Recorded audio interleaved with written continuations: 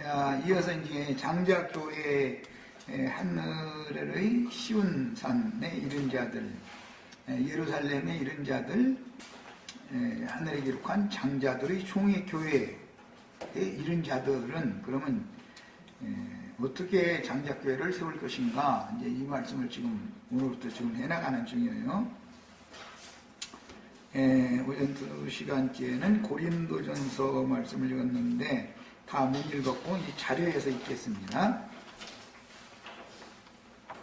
보라, 내가 너의 비밀을 말하노니 우리가 다 잠잘 것이 아니요 마지막 나팔에 순식간에 홀연히 다 변화하리니. 이 문제가 지금 굉장히 많은 오해를 하고 있다. 이걸 아까 말씀드렸었어요.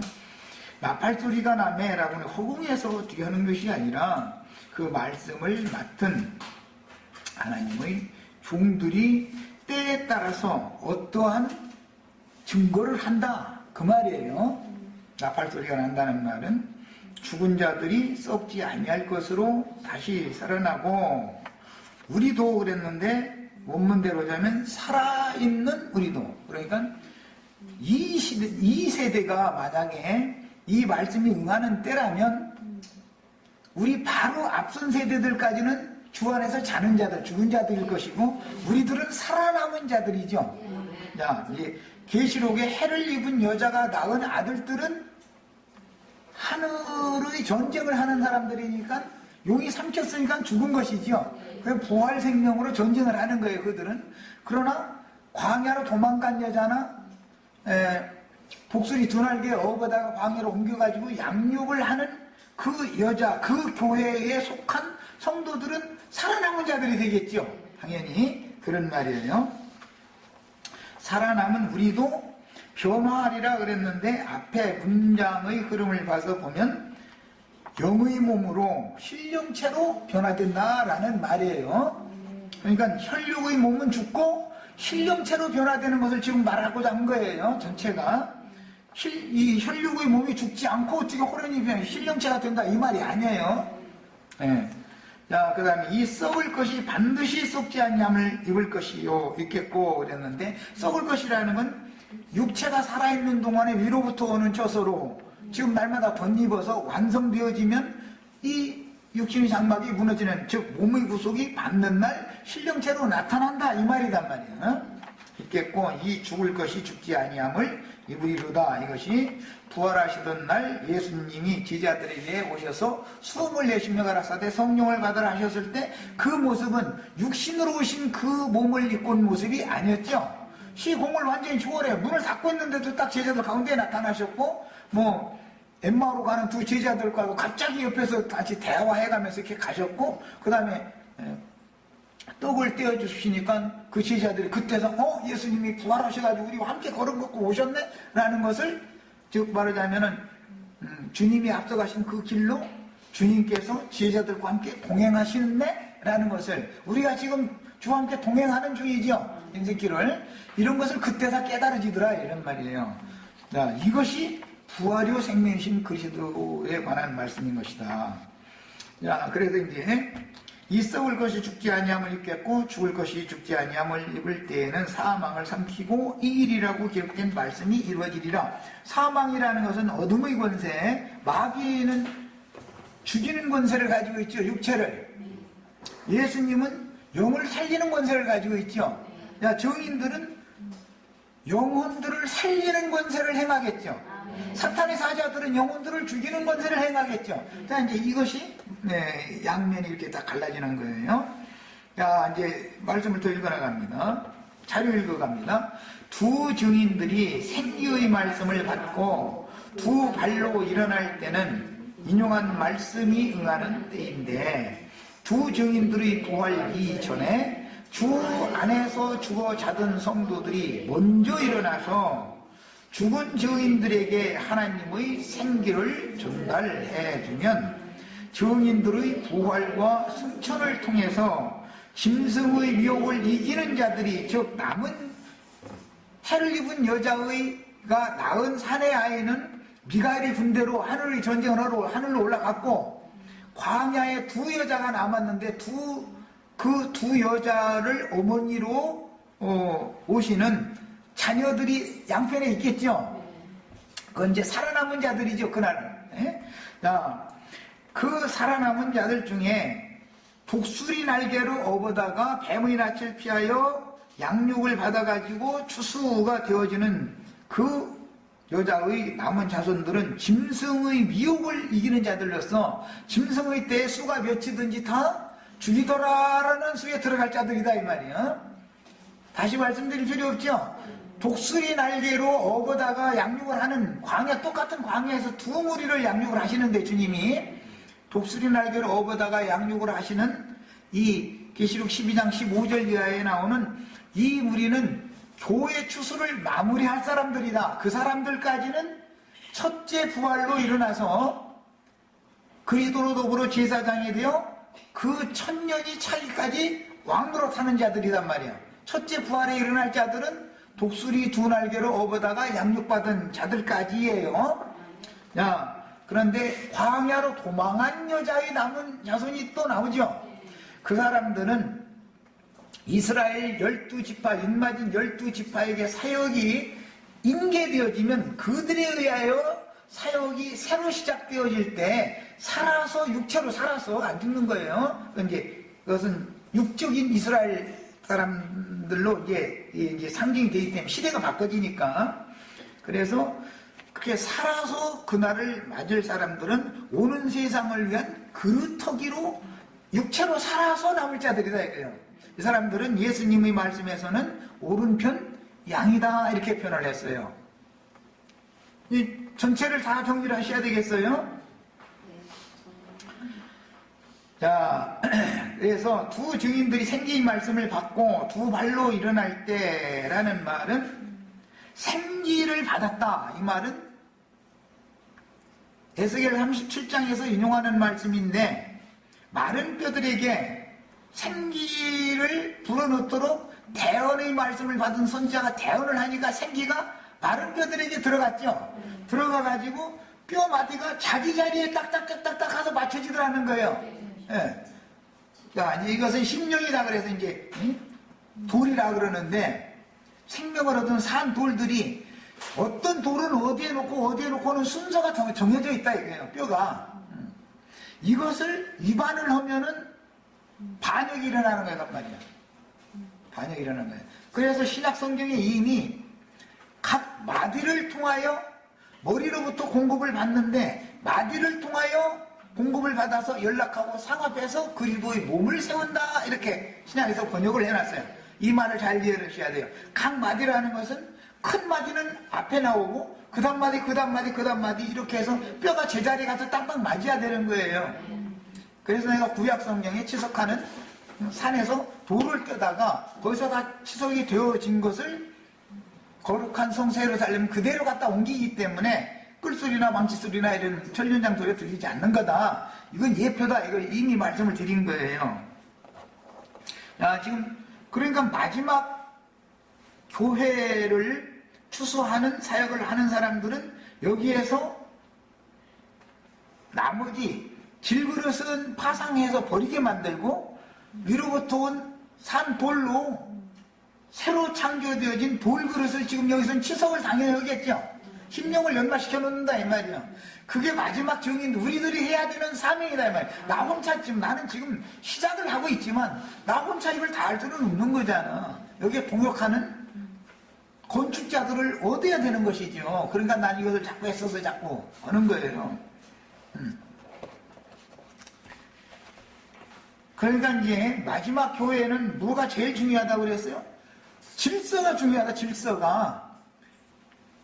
머리뼈가 다리로 가게 만든다든지 머리신 그리스도를 무시해버려. 지가 머리로 하려고 그래.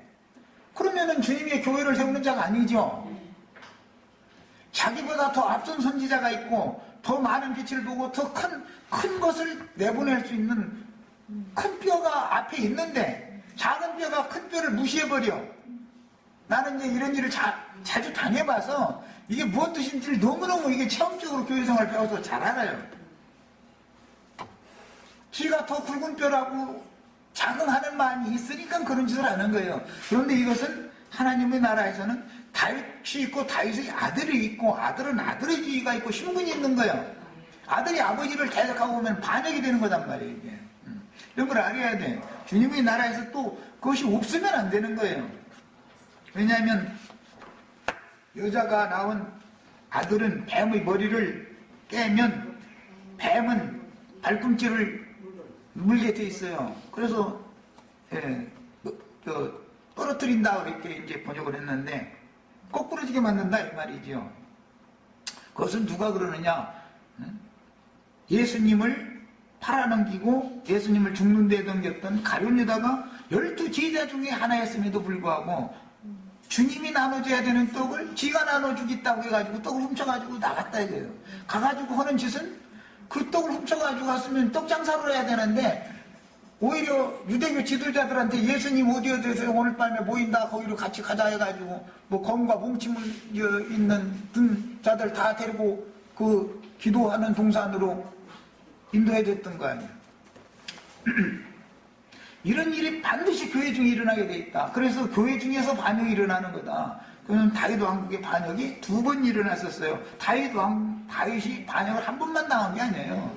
마지막 죽을 때 반역을 또 한 번 당해요. 압살롬은 앞에 반역을 한 거고, 아도니아의 반역이 나중에 또 나오는 거예요. 반역이 반드시 2번 있게 돼 있어요. 자, 우리는 예수님은 압살롬의 반역을 당했지만 우리는 아도니아의 반역을 2번째 반역을 당해야 솔로몬이 왕위에 들어서는 거예요. 아도니아가 반역을 안 했으면은 솔로몬이 왕위에 오를 수가 없었었죠. 아도니아의 반역 때문에 솔로몬이 왕위에 오르게 된 거예요. 이런 이치를 알아야 돼. 이게 시대의 전환기에는 반드시 있는 일이다 말이에요. 예수님이 한 시대의 교회 시대, 율법 시대를 끝내고 교회 시대로 전환할 때 압살롬 반역이 있었어요. 그건 가룟 유다의 반역이다 이거예요. 발꿈치를 들은 거예요. 그 애비한테. 제자가. 그러나 교회 시대 그때 반드시 있게 돼 있다. 이것을 알아야 돼요. 교회 생활이라는 건 교리로 배울 수 있는 게 학문이 아니에요. 교회 생활은 몸으로 배우는 거예요. 몸으로. 그건.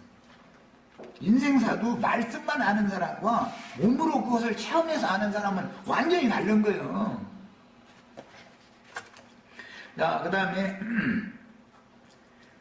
첫째 부활에 일어날 자들은 14장에 가서는 시온산에선 14만 4천인데 그 사람들은 처음 익은 열매다 그랬죠. 그 처음이라는 말이 첫째라고 하는 말과 똑같은 용어예요. 그 처음 익은 열매, 만물, 첫소산 이것은 뭐라고요? 11조 지성물이라고 합니다. 성물 중에서도 모든 믿는 성도들은 성도들이죠. 다 성도들 중에서도 지각히 거룩한, 그래서 계시록 맨 마지막에는 거룩한 자는 더 거룩하게 되고 그래서 그 말이 낸 거예요. 악하고 불의한 자들은 그대로 악하고 불의한 길을 가게 놔둬라 말이에요. 그들 강제로 끌고 가라고 되어 있는 게 아니에요. 그렇게 하지 않아요. 두 증인들의 사역은 어떻게 했나 했어요.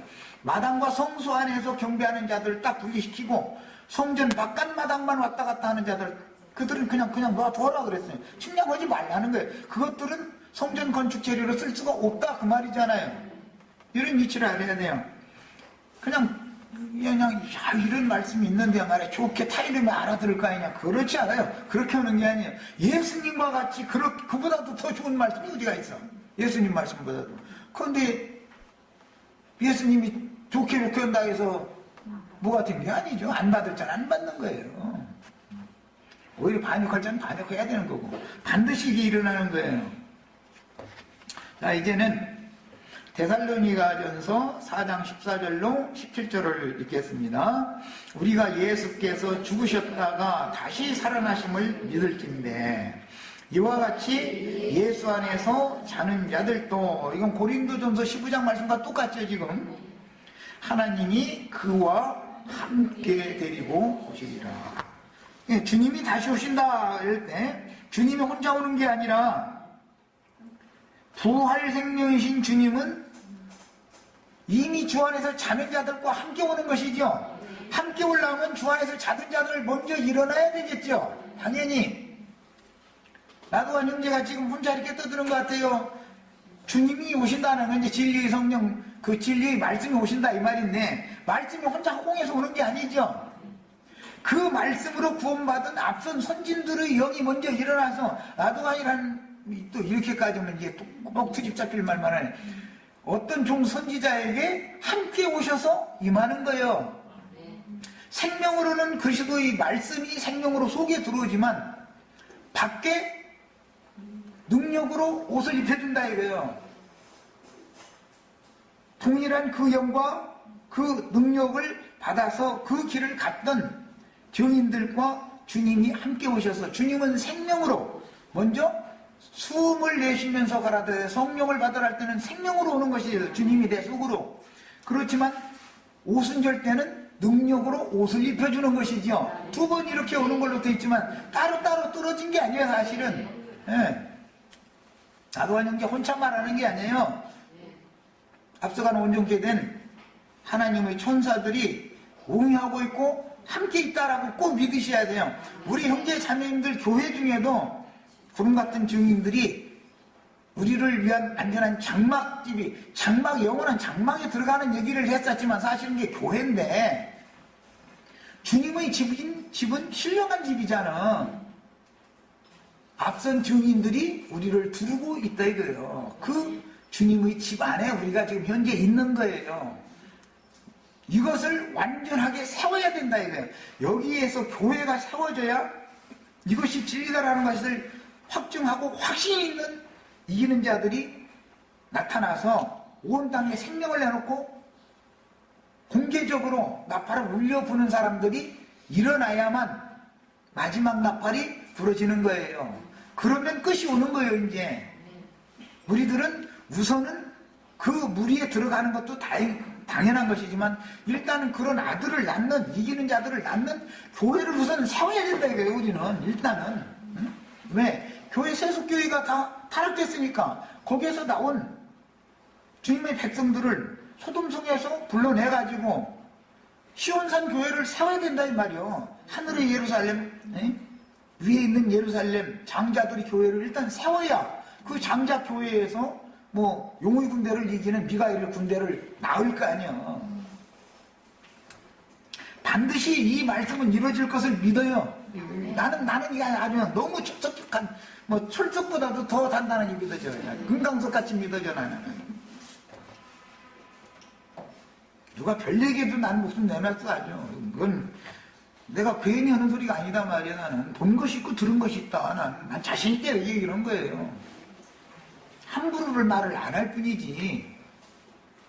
우리가 주의 말씀으로 이것을 너희에게 말하노니, 주께서 강림하실 때까지 우리 살아남아 있는 자도 자는 자보다 결코 앞서지 못하리라. 여기 강림이라는 것은 각 사람에게는 몸의 구속을 받는 것이고, 몸의 구속을 받아서 주 앞에 데려감을 받은 살아남은 우리보다 앞선 증인들이 주 안에서 자다가 일어나가지고 그 영으로 주님을 옹이한 천사들이 되어져가지고 마지막 나팔을 부려야 되는 어떤 증인들에게 임하는 것이다 이거예요.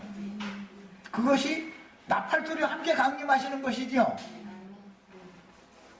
우리 살아남아 있는 자도 자는 자보다 결코 앞서지 못하리라. 우리가 만약에 살아남은 자라면 여자의 독수리 날개로 우리가 광야로 어버다가 비밀스러운 양육을 받는 우리가 남은 자라면, 우리 앞선 세대는 당연히 예수 안에서 자다가 지금 일어나가지고 아무것도 아니지만 나도가 형제에게 임해가지고 우리 형제 자매님들에게 이런 것을 증거하라고 해서 이런 증거를 듣고 있는지, 그런 것이죠. 그럴 수도 있다라고 하면 또 아닐 수도 있다라고 오해할 가능성이, 그런 거예요. 선지자들이 어떤 말씀을 할 때 선지자들이 혼자 있었던 게 아니에요. 눈이 안 열려서 그러지, 눈이 다 열리면은 아람의 군대보다도 수가 더 많고, 아합이 보낸 50인의 군대보다도 엘리야와 함께 있는 군대가 수가 더 많아요. 이것을 꼭 믿으셔야 돼요.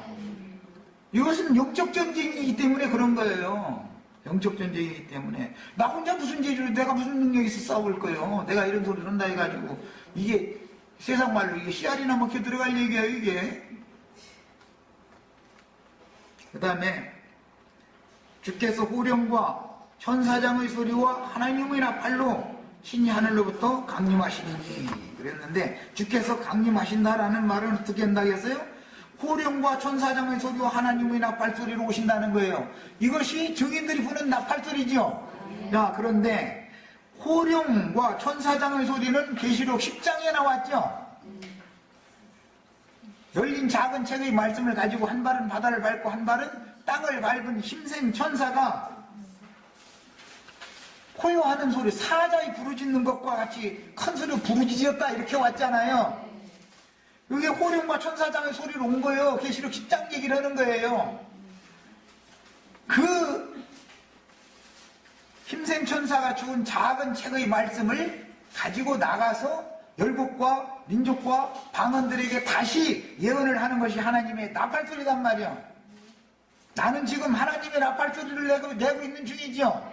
우리 형제 자매들도 이 나팔을 부려야 되겠죠. 내가 그럼 괜히 이걸 부르냐? 호령과 천사장의 소리로 오신 힘센 천사가 준 작은 책의 말씀을 내가 받아먹고 소화시킨 것이 있으니까 이 소리를 하는 거예요. 다른 말로 표현하자면. 네. 이것이 하나님의 나팔소리인 거예요. 야, 그러면 호령과 천사장의 소리로 오신 계시록 10장에 힘센 천사, 사자의 부르짖는 것과 같이 큰 소리로 부르짖는 그 힘센 천사의 짝꿍 내외가는 누구냐? 해를 입은 여자다 이 말이에요. 그 힘센 천사는 그리스도의 성령이잖아요. 세상을 교회 추수를 마감하고 새 세상을 연결해 하는 일을 하러 지금 오시는 거잖아요. 주님이 오실 때 이렇게 올 거를 이미 마태복음 24장에서 예언을 했었던 걸 저 시간에 읽었었고, 야, 그러면 그분이 혼자 일을 하는 게 아니에요. 짝꿍이 있어요, 짝꿍이. 용두 짝꿍이 있는데 주님이 짝꿍이 없으면 되겠어요? 그 짝꿍이 하늘의 장자교회다. 이 해를 입은 여자는 힘센 천사의 아내다 그 말이에요. 그래서 아브라함과 사라가 낳은 아들이 상속자가 되는 얘기를 하는 거예요. 이해하셨어요? 네. 이런 얘기를 하면은 다 돌가지고 실어 달라들게 돼 있어요.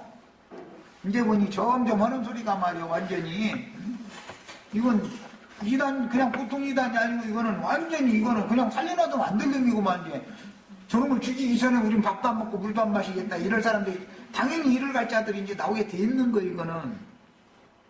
그러나 이것이 하나님의 말씀이 응하는 것인 사실을 꼭 믿으셔야 되겠어요. 그래서 나는 떠날 사람 떠나고 붙을 사람 붙고, 주님께서 붙여주면 붙을 거고 주님께서 끊어내면 끊어져 나갈 거다라고 외양이 아니라고 난 철쭉같이 믿고, 나에게 보내줘도 나는 그 양무리를 주님께 중매하는 종으로서 나는 이 생에 살아있는 동안 사역을 하는 사람일 뿐이기 때문에, 사람 많이 모인다 해서 해 그리는 것도 아니고 사람 몇 사람 안 모인다 해가지고 찡그리고 이럴 필요도 없다라고 나는 아주 자신있게 이걸 얘기하는 거예요 자꾸. 그 다음에 그리스도 안에서 죽은 자들이 먼저 일어난다. 먼저 일어나가지고 마지막 나팔 불 사람들에게 생기를 부어주는 것이죠. 그리스도 안에서 죽은 자들은 천사장과 함께 온 거예요. 함께. 그게 요한이 그 말씀 받았고 두 증인들이 요한의 대를 이었어요. 요한이 죽으면 사도시대가 끝나죠. 교회를 마무리를 하는 건 누가 하는 거예요? 두 증인들이 하는 것이 사도들이 하는 게 아니에요. 이미 계시록 5장 6절에서는 7뿔의 능력을 받아가지고 온 땅의 주 앞에 보냄을 받은, 주 앞에 섰다가 온 세상에 온 땅에 보냄을 받은 하나님의 7영 7눈들이 있다 그래서 그게 예언이에요. 그걸 대언의 영이다 그래. 저 19장 뒤에로 가면 20장에 가면 21장에 선지자들의 영의 하나님이다. 결론이 그거예요. 하나님은 어떤 하나님이라고요? 선지자들의 영의 하나님이에요. 이것을 아셔야 돼요. 어떤 선지자에게 어떤 말씀을 들을 때는 그 영이 하나님의 영인지 마귀 세계에서 보냄받은 귀신의 영인지를 구분을 해가면서 드려야 된단 말이에요. 자기 사람 만들어서 자기 안에 삼으려고 하는 수작 부리는 것인지 그리고 아내가 되도록 내 영혼을 중매하느라고 저러고 있는지 보면 몰라.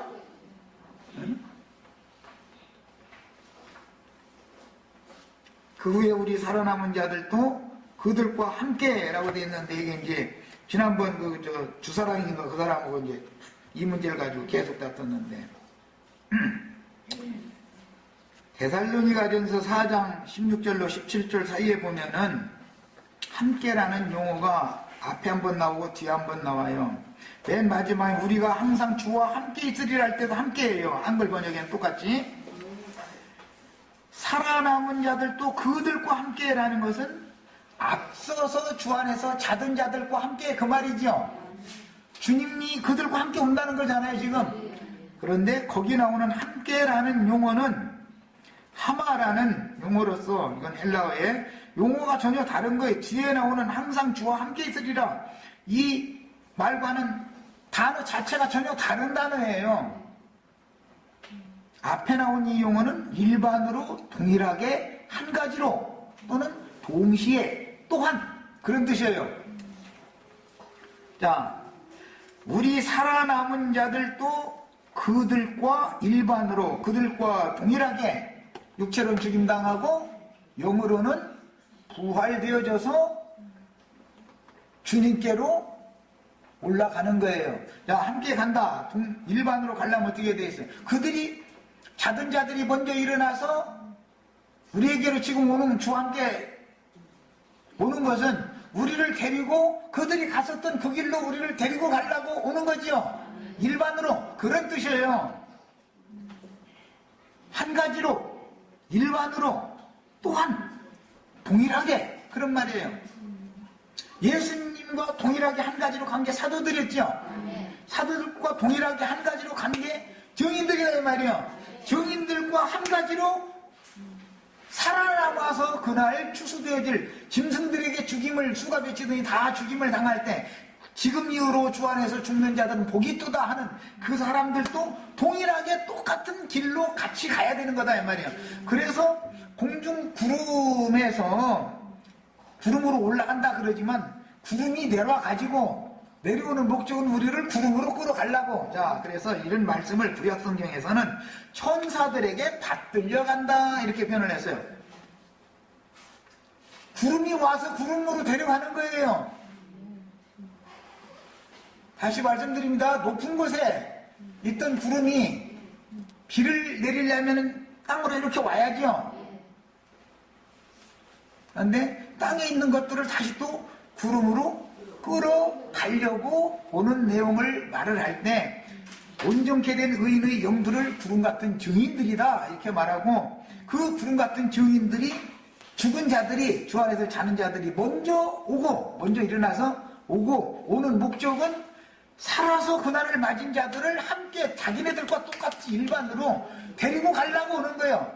이런 경우는 나사로가 죽었을 때 그냥 갔어요. 나사로가 혼자 갔어요. 천사들에게 받들려서 갔어요. 부자는 천사들에게 받들려서 가지 않았죠.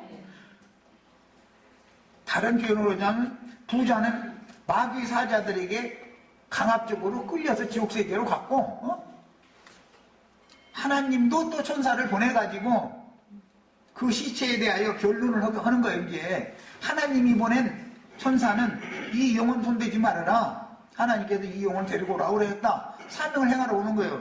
그건 마귀는 육체를 죽이는 권을 가지고 있죠. 그러니까 육신은 네가 가져, 네가 데리고 가.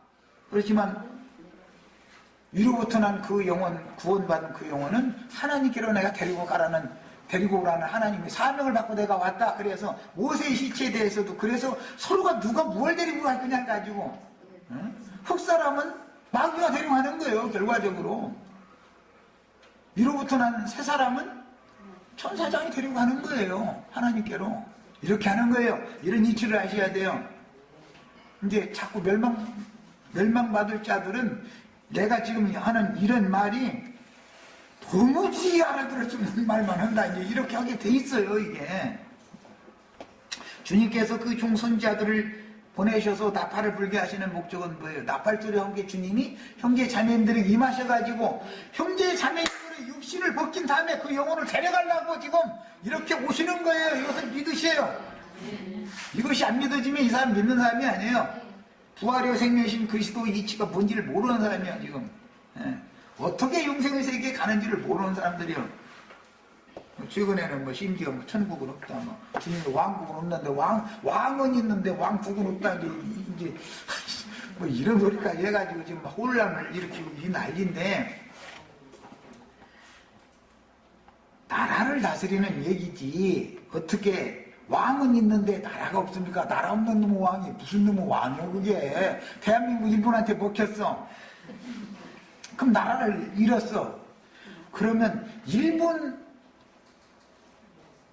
그 사람들은 천왕이라고 하는데 그 미친 잡놈한테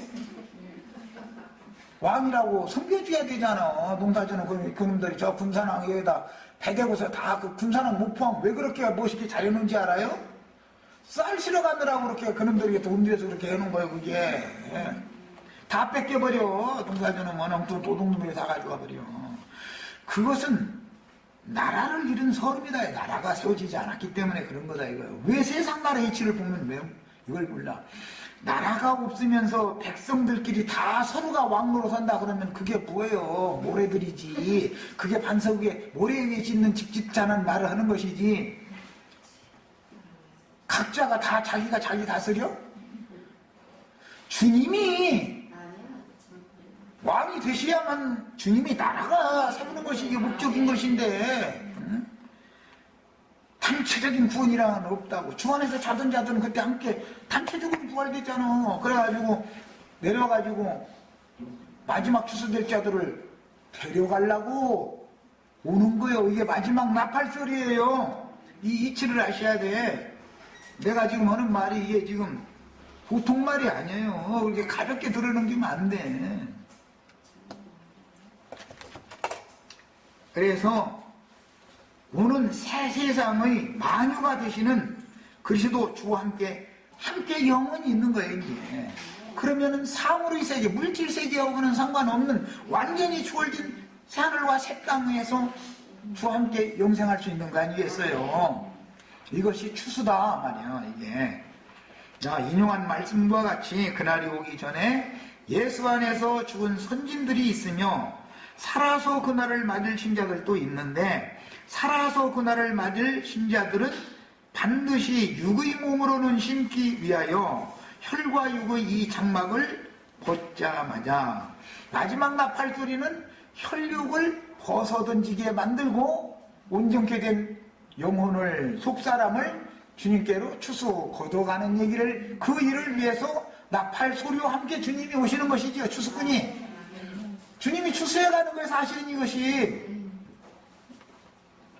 우리 윤자매님 영혼 지금 주님께서 천사 보내가지고 내 앞으로 데리고 와라 해서 나 이러고 떠들고 있는 거예요. 미친 소리 하는 게 아니야.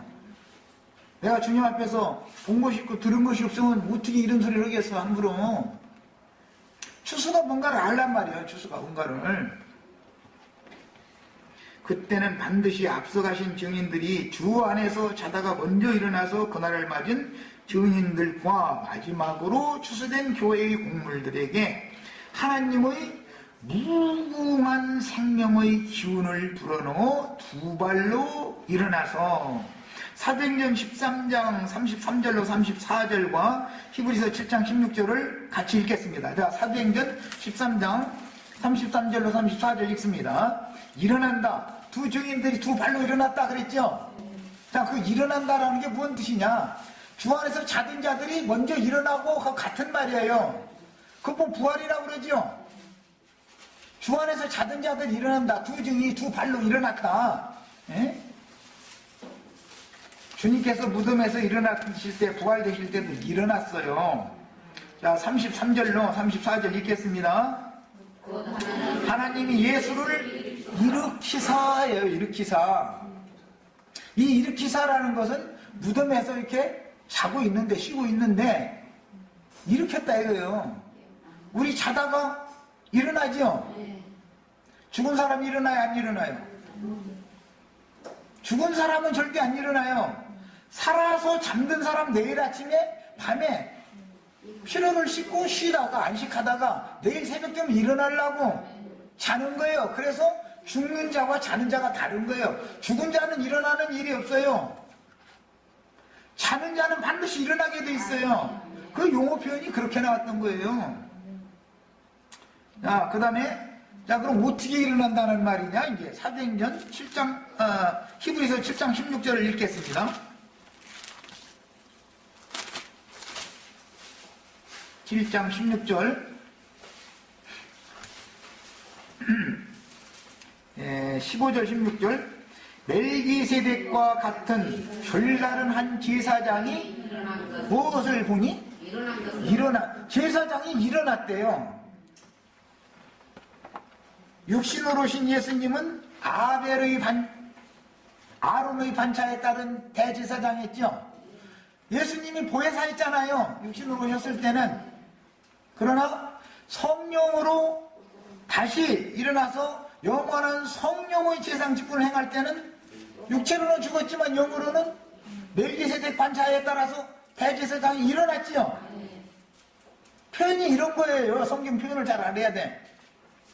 예수님이 무덤에서 일어난 것이 부활인데 그것은 아론 반차에 따르는 대제사장 직분을 행하러 오셨던 예수 그리스도 육체로 오신 예수는 죽고 장사되었다가 바위판 무덤에서 일어났다 이거예요. 뭘로? 멜기세덱 반차에 따른 대제사장으로 일어나신 거예요. 나도 지금 예수님은 대제사장이고 나는 복음을 전하는 복음의 제사장 직분을 행하는 제사장으로서 지금 이렇게 일어나는 이날을 난 사모하고 있는 거예요. 난 이것을 확실하게 믿기 때문에, 난 이렇게 된다는 걸 믿기 때문에 내가 이 육신의 장막을 난 벗어야 된다는 걸 알고 있기 때문에 목숨 내는 거예요. 그래서 다시 살 자신이 있으니까 내놓는 것이지. 한 제사장이 다시 일어났다 이것은 또 다른 보혜사다 그래요. 보혜사라는 말은 제사장 직분이다, 중보자다 이 말인데, 예수님이 육체로 오셨을 때는 아론 반차의 제사장으로 오신 거예요. 영으로 부활하셔서 성령의 제사장 직분 행하러 오실 때는 멜기세덱 반차를 따라서 대제사장이 일어났단 말이에요. 일어났어. 아시겠죠? 뭔 뜻인지. 공이 더욱 분명하도다. 그는 육신에 속한 한 계명의 법을 따르지 아니하고, 육신에 속한 계명의 법을 따르는 제사장은 아론 반차의 제사장이죠.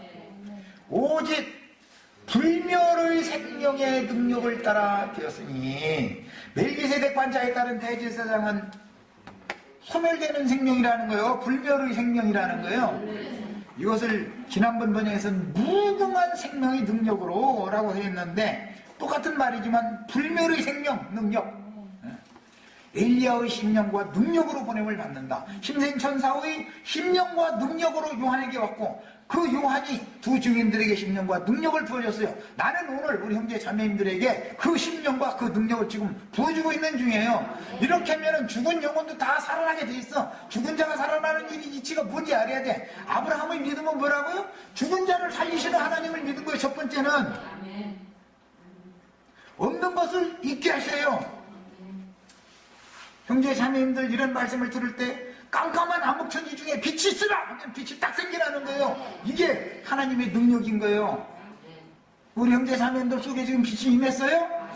아, 이것이 아브라함이 믿던 하나님의 영과 능력이다 이 말이에요. 자, 이제 다시 자료로 다시 갑니다. 그래서 두 발로 일어났다. 두 증인들이 사명을 마치고 소돔 성길에 죽임당해가지고 버려둠을 당했었지만,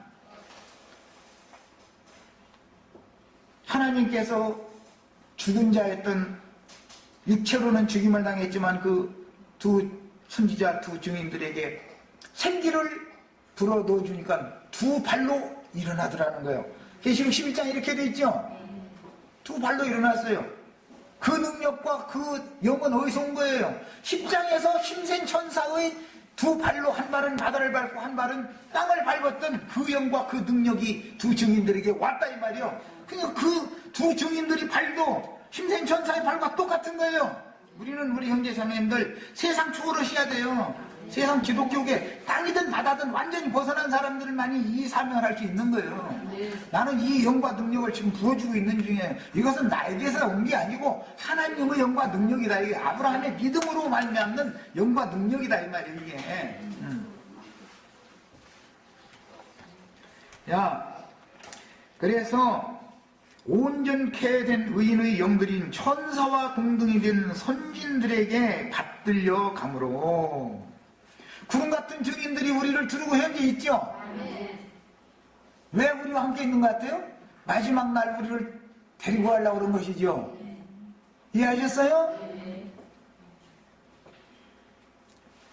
이 말이 꼭 이해되셔야 되겠어요.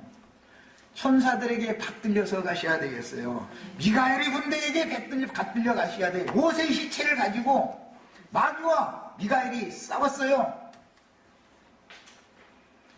모세의 육신이 몸뚱아리는 마귀에게 줘버리는 거예요. 흙에 쏜 것은 흙으로 돌아가는 거예요.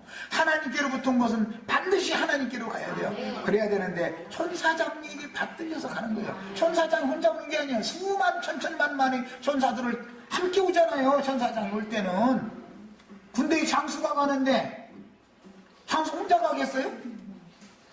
그 부대가 전체가 가는 것이지. 이런 이치를 하셔야 돼요. 그래서 세상 교계가 뭐라고 하든 우리 밖에 있는 사람들이 뭐라고 비방을 하든 나는 그걸 관여하지 않는다. 그들은 일을 할 거니까. 그것도 하나님이 하시는 일이다. 큰 틀로 보면. 나에게서 이런 말씀을 듣는 자들은 귀를 열고 유심히 들으라.